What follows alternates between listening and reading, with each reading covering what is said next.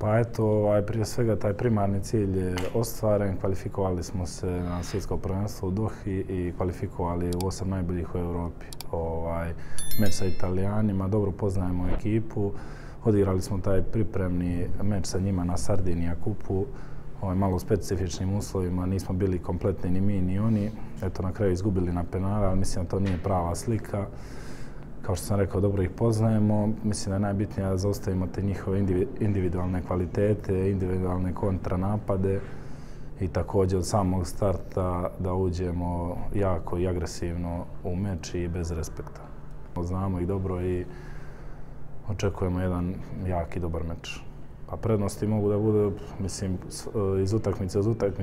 iz utakmice pokazali smo da se dižemo, da rastemo kao ekipa. Mislim da što se tiče Italijana ne mogu da nas iznenade, tako da spremni smo i idemo na pobjedu.